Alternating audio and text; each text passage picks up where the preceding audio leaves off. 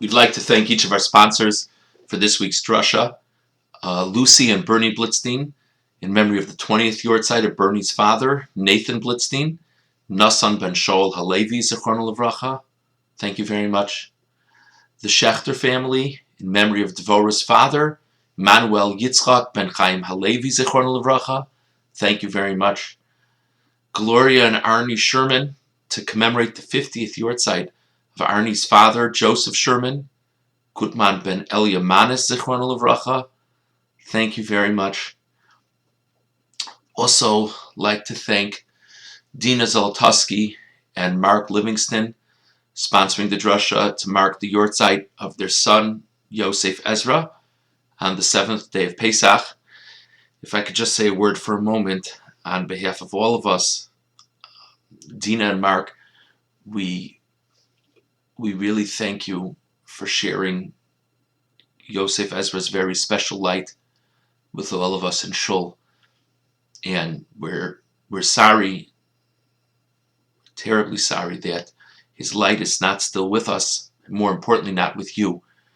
But I firmly believe that that beautiful smile and that beautiful neshama behind that smile still leave an impact on all of us who had the pleasure of knowing him. Thank you very much, and thank you for marking his yortzeit with us. I also specifically want to recognize two more sponsorships for people sponsoring for the first yortzeit. Just to think about it for a second, the first yortzeit means that these loved ones passed away once COVID had already begun. And obviously, whether it be unique things in terms of the funeral, whether it be not getting to say Kaddish right away, challenges such as that, these obviously were complicated things for both families, and we wish them much nechama, much consolation. We're so glad they were ultimately able to join us together in Shul and say Kaddish for their loved ones. And I refer to Sheridan and Melvin Sassoon sponsoring to mark the first yortzeit of Melvin's father, Jack Sassoon, Yaakov ben Avram Zichron Livracha, and also Alyssa Weisblatt to commemorate the first yortzeit of her mother, Fanny Weisblatt, Fego Bas Yosef, on the 21st of Nisan. So may Zichron Livracha, and may all of these neshamos have aliyos. Thank you to all of the sponsors. I do want to take a moment to also share Alyssa's additional message. And in addition to doing it in honor of her mother's memory as a schus for her mother's neshama, she also wants to honor so many wonderful people in Shul who facilitated her saying Kaddish. For Seth and Menashe Katz for organizing the minyanim and always making sure she had a seat. To all of the Gaboyim who helped her in different ways. Scott Schlesinger, Menashe Katz, Jacob Frankel, Craig Simon, for always making sure that someone was saying Kaddish. These Gaboyim made sure that someone was saying Kaddish. And a huge thank you to her Kaddish stand-ins, David Price, Baruch Wertentheil, and Josh Seideman. She is forever grateful and indebted to each of you. So thank you for that beautiful message, Alyssa. And the truth is, I try to thank people around Pesach and Rosh Hashanah, and I had in mind to thank our Gaboyim.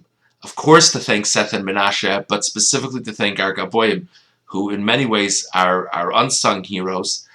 I want to add one more Gabbai name who I guess didn't overlap with Alyssa's Minyanim, and that's Ben Kalish. But really, for all of us who have had the good fortune to daven and shul over these months, each of you has worked very hard and really brought your special devotion, but also special charm to make things work smoothly. And a big yashkoach to each of you. And Alyssa, thank you for finding the most beautiful words. I also want to mention myself one more thank you. So many of us received these beautiful Pesach to-go bags over the past days. It required a lot of work. All of us are busy before Pesach and schlepping around and packing and delivering. And this was the initiative and work of many, but specifically we'd like to thank on behalf of the shul, Simi Franco, Sarah Ginsburg, Danit Kanel, and Carolyn Tovi Lazar. Thank you so much to each of you. It really brings a piece of connection and shul to each and everyone's home. So thank you so much. Sorry, it took me so long to get to a beginning. I was listening to an interesting question and answer session about matters involving COVID and people beginning to think about this sort of hopefully phase of things beginning to improve for us and things a little bit of increased normalcy for us. And the question being posed to the panel was, it was a religious gathering. The question being posed to the panel was, in certain ways, during COVID, we've connected more with our households. We've connected more with spouses. We've connected more with children. We've gotten in touch better with ourselves. And that has been wonderful and special, and hopefully something that we can always take with us. And on the other hand, of course, one of the greatest challenges of COVID has been that we've been so separate, so detached from so many. So on the one hand, there's been a great positive that we've connected to our personal and home lives in a more significant way. On the other hand, there's been seemingly a significant negative that in different ways and different applications, we've detached, in a sense, from communal life. So the question posed was, which one is it? Is it good to reconnect to self and home? Is it bad to detach from community? I thought it was an interesting question. I don't know about any of you. My knee-jerk reaction, just as I was listening to the question, was, why can't it be both? Why does it have to be one or the other? But it got my mind thinking that in this period of time that we've had less to do with community. And hopefully many of us are beginning to think about ways to reconnect to community in a way, of course, that's appropriate and healthy and safe, etc. It's an interesting thing. How do we view community? How do we view self? Which one is primary? Which one is secondary? Is it even? How are we to look at it? And as my mind was wandering about that topic, I thought to myself that the mitzvah of Korban Pesach is such a wonderful prism through which to begin to reflect on this question. God decides to take the Jews out of Egypt.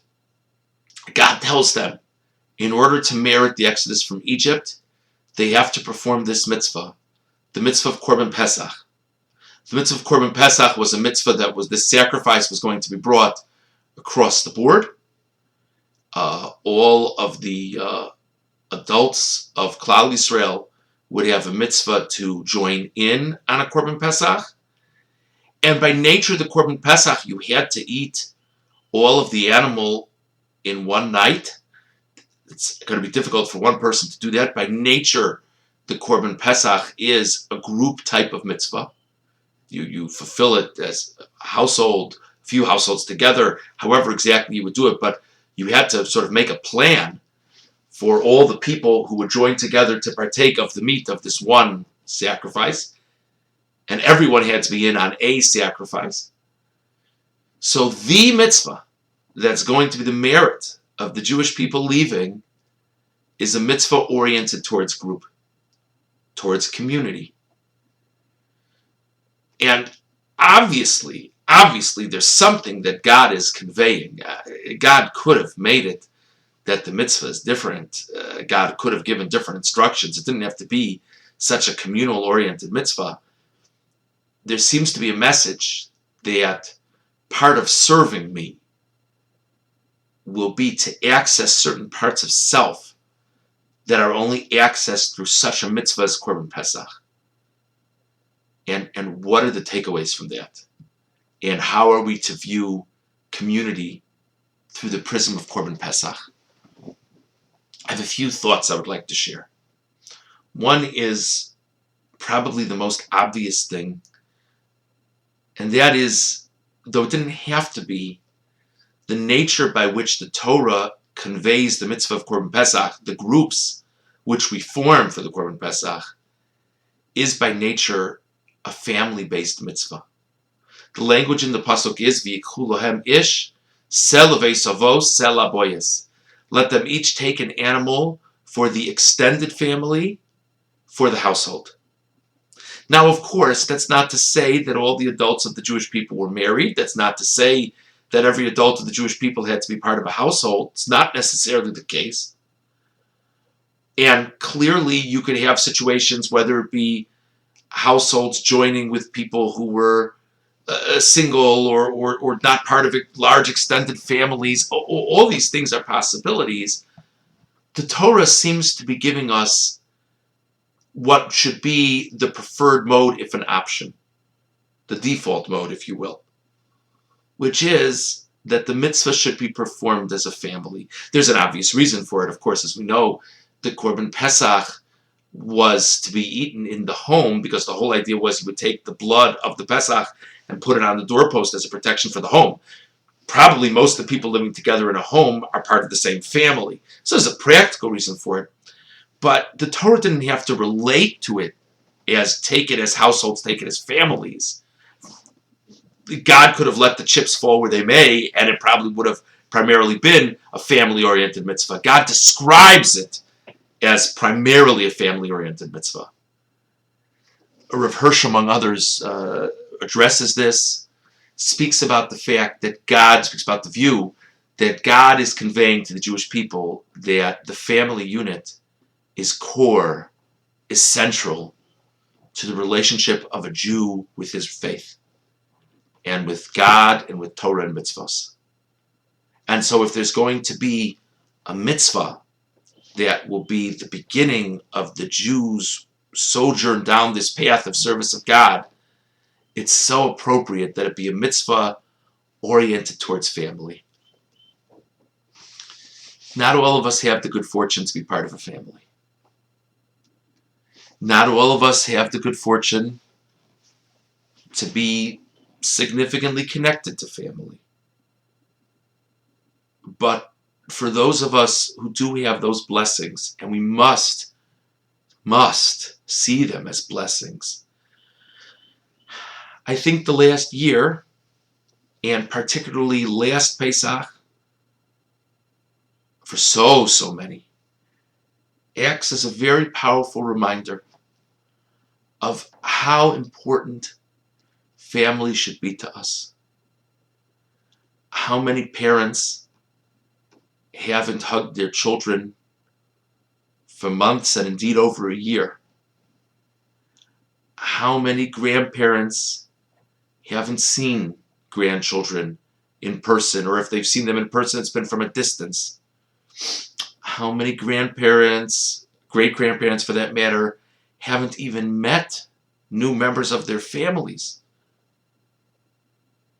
How many siblings haven't seen each other in person for over a year?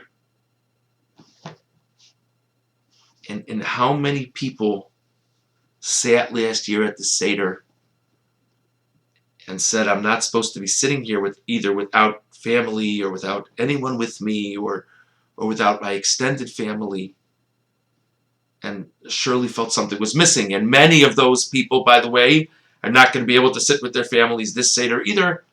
But thank God, some of us will be able to get together with families, maybe not to the broader extent that we would hope, but at least on some scale.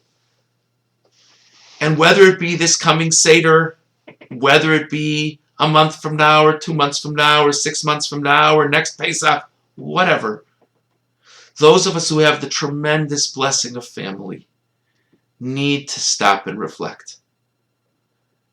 And remember from how difficult it was to not be with family, how very core family is to our hearts and souls, and even to the manner in which we relate to God.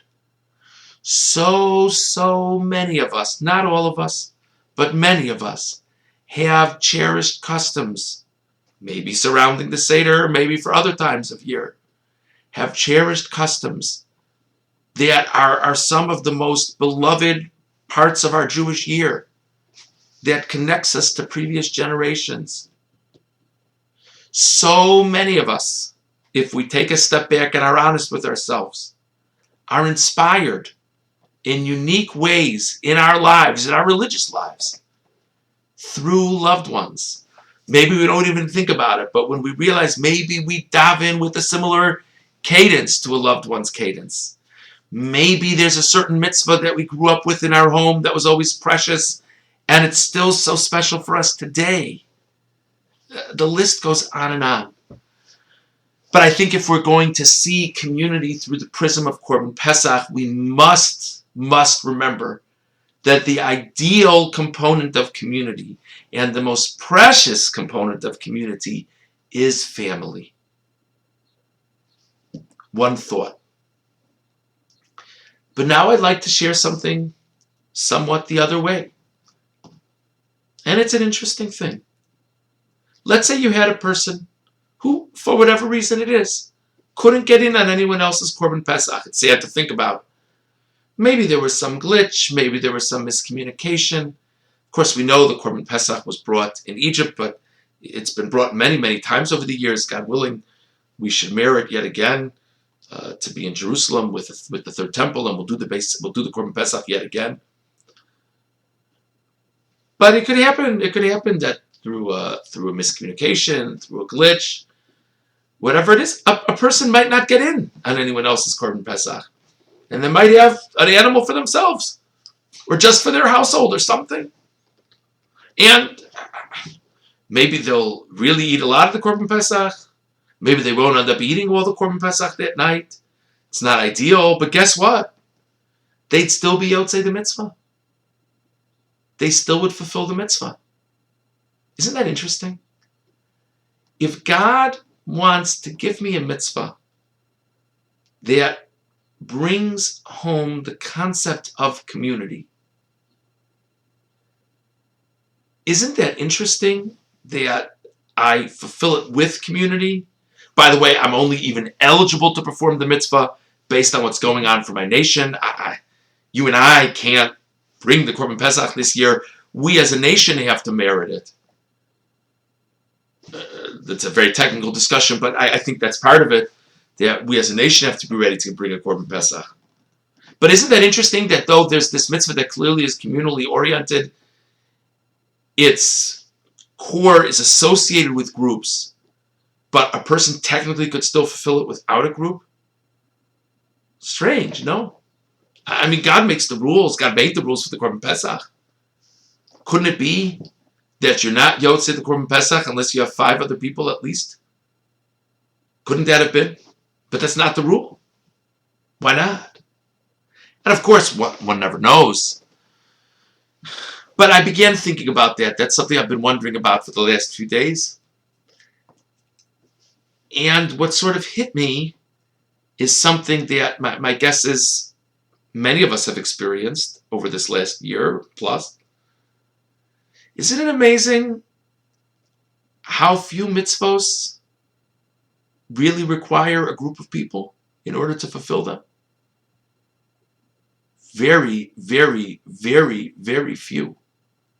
Think about it. We went through a whole year. We celebrated Pesach, and we celebrated Shavuos, and we kept Shabbos every week, and we had fast days, and we had Tisha B'Avs, and we had Rosh Hashanah, and we had Yom Kippur, and we had Sukkot, and then we had Purim, and now we're holding by Pesach yet again. How many of us were advised that it was appropriate for us to stay in our homes? How many of us haven't been with a minyan, let's say, since last year, March? And yet, all these mitzvos we can do. Yes, it's true. Many times we need someone else's help. Not all of us are able to blow a shofar. Not all of us can read the Megillah on our own. Thank God. We have so many wonderful kindness projects over this past year. Community services over this past year. But if a person was capable in this way or that way, And even then, if they needed someone to do it for them, they just needed one person to do it for them. We're able to fulfill all the basic mitzvos without a group of people. So which is it? Is group core and essential to the service of God? Or is group secondary to the individual when it comes to the service of God? And I think the takeaway is I think pretty logical in my mind, and that is the core of our service of God is me. It's about my relationship with God and your relationship with God and my growth, hopefully, and my devotion and my reflection and my focus and my acts of mitzvos, my study of Torah. But the group enhances the experience. Isn't that so? Isn't that so by the Korban Pesach? Again, either a person would spend a lot of time just eating away, and it would get to the point, presumably, where it would be very difficult to still be a pleasant, certainly inspirational experience, and maybe a person wouldn't eat all of it, and that's not desirable in terms of his performance, his or her performance of the sacrifice. Or a person could be with a group, and everyone has a certain amount of the animal, and then one moves on with the night. The community enhances the religious experience. But I can't live my religious life on the coattails of the community. If I live my religious life on the coattails of the community, I have not led nearly the inspired life that I can.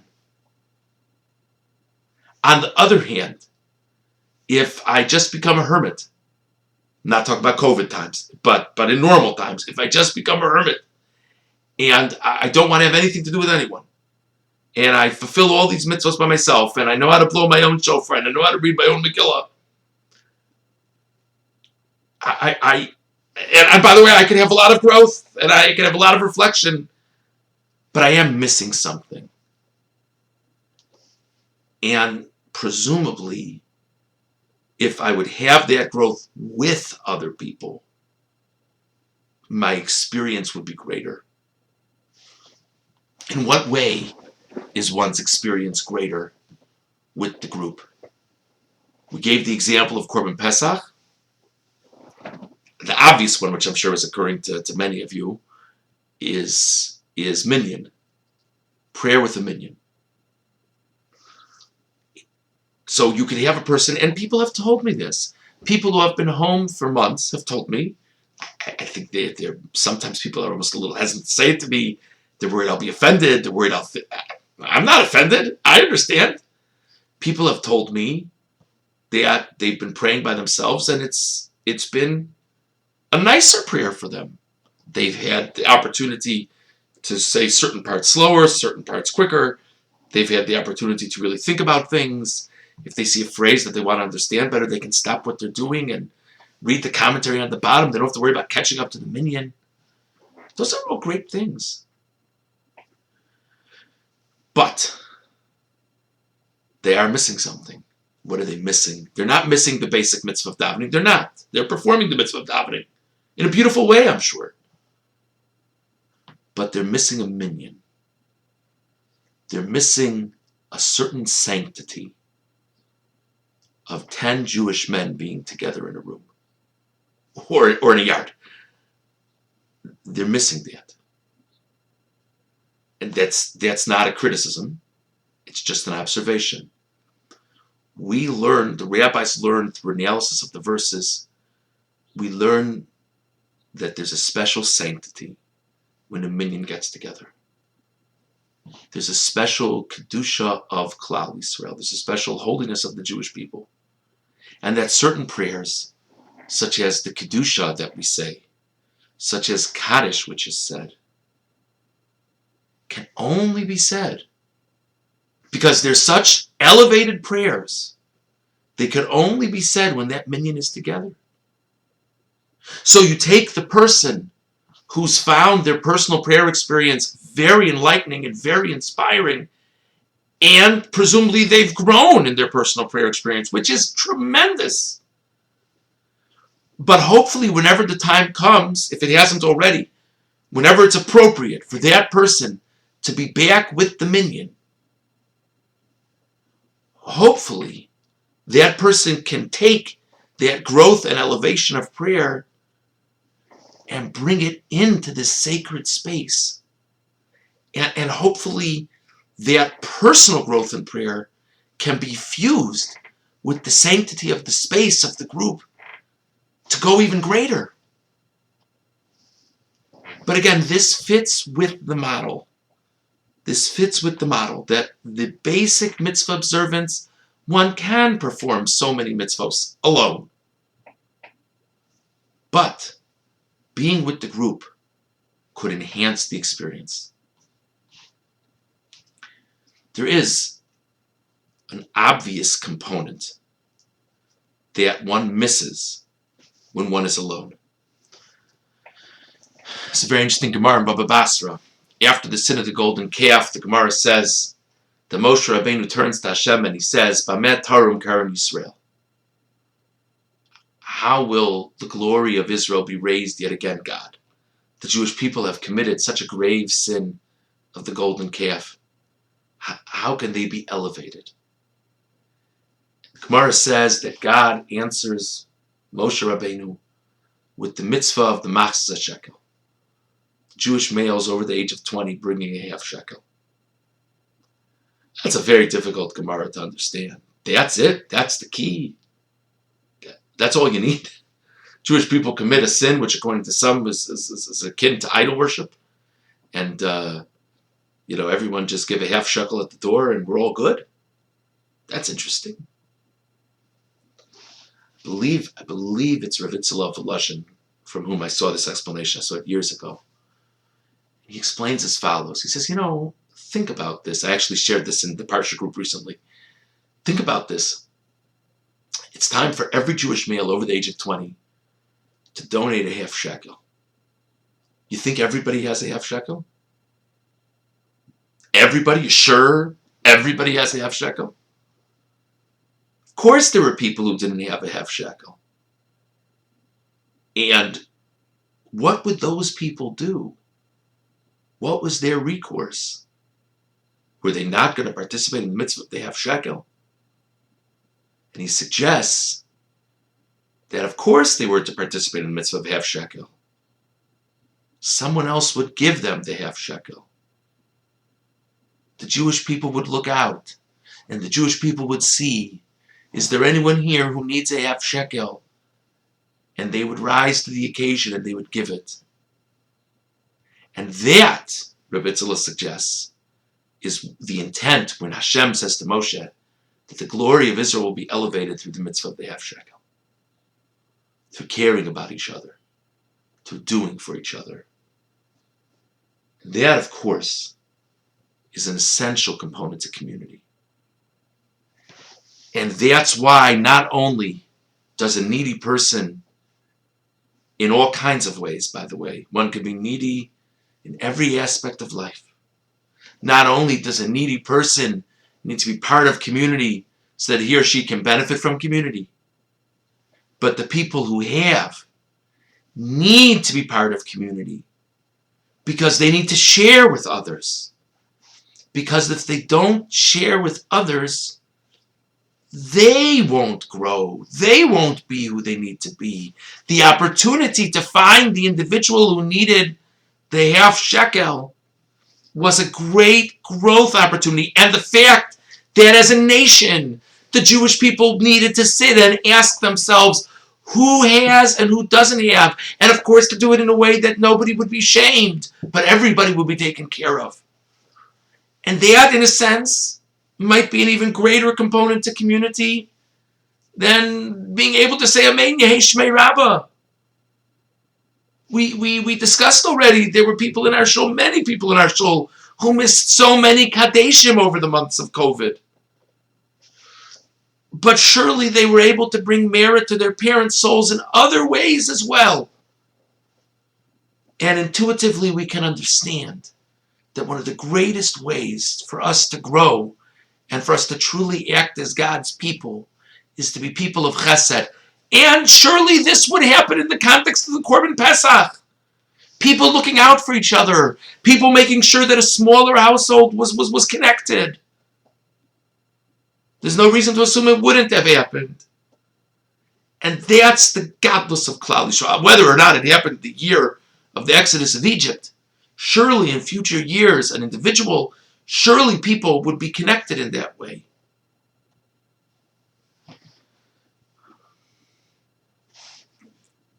And I think we can relate to that very well from a COVID perspective as well.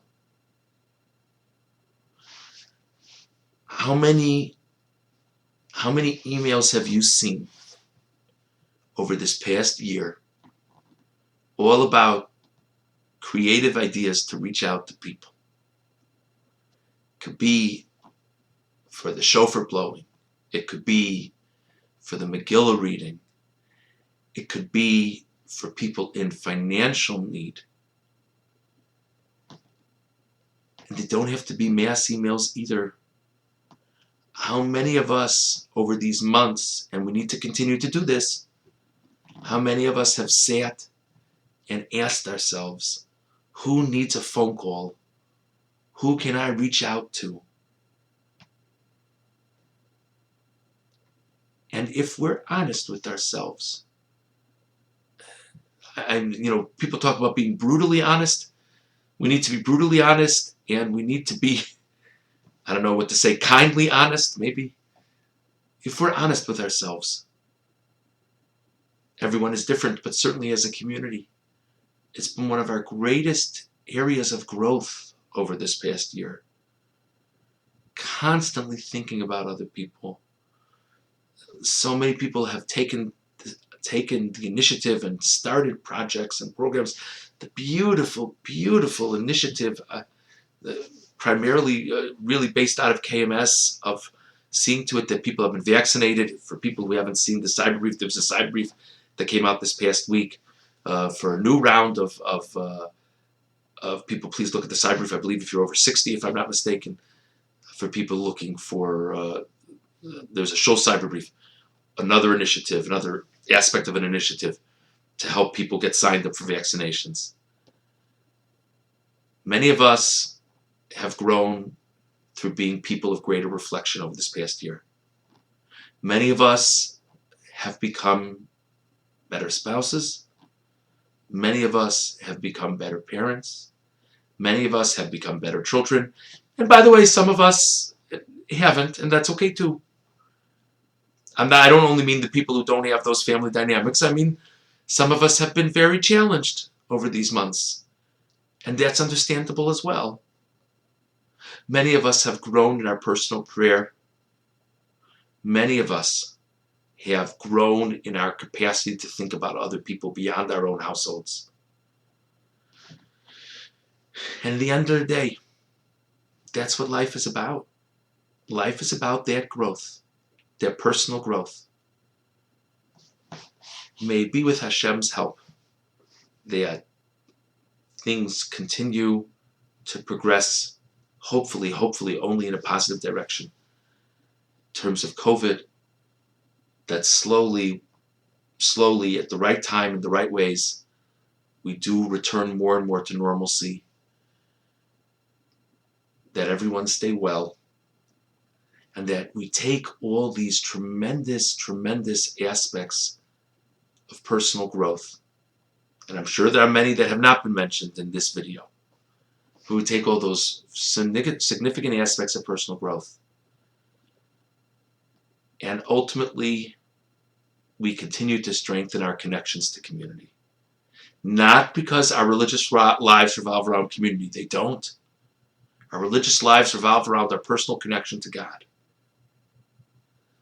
But let it be that as we grow, the community experience, whether it be the sanctity of being part of community, whether that be in a more mystical sense of dominion, whether it be just being inspired by each other, that we take that personal growth and we reconnect it to community, and that only leads to the spiritual experiences of others being enhanced, and indeed our own spiritual lives being enhanced as well. Chag kosher v'sameach.